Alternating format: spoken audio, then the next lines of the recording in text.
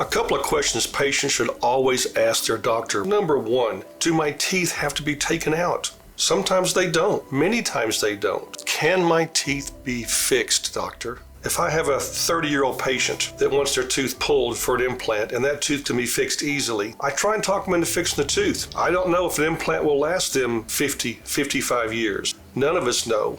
On the other hand, if I have an elderly patient that has a tooth that could be fixed or could be fixed with an implant, it's their choice. I know either way I can make them something that's going to last them the rest of their life. Second, if I need dental implants, what are your qualifications? What is your experience level? How long have you been doing this? All of this is really important so that you get predictable longevity. And that's what you want. You want these things to last you the rest of your life for the least amount of money. Having an implant practice, I have a lot of patients that come to me that I didn't treat initially. They were treated in some other state a year ago, maybe 25 years ago. I see the good, the bad, and the ugly. Implants are different than teeth.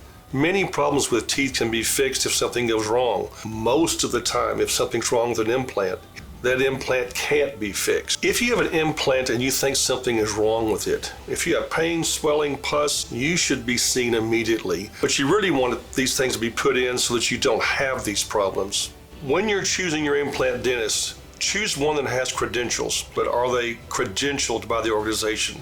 I'm a diplomat in the International Congress of Oral Implantology. That is the highest level you can achieve. I was also asked to write the national exam for the American Board of Oral Implantology. Those are the two main governing bodies in implant dentistry in our country. Implants have one distinct advantage. They preserve bone. If we preserve bone, we preserve the skin that's there, the muscle that's there, and we help keep facial form. If we lose teeth and don't replace it with anything, we're going to have facial form change because you're going to lose bone as long as you're alive, and that means your face is going to sink in, your cheeks are going to sink in. There's no way to stop it unless you put implants in.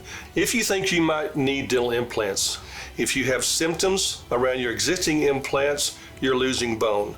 Time is your enemy, so call as soon as possible.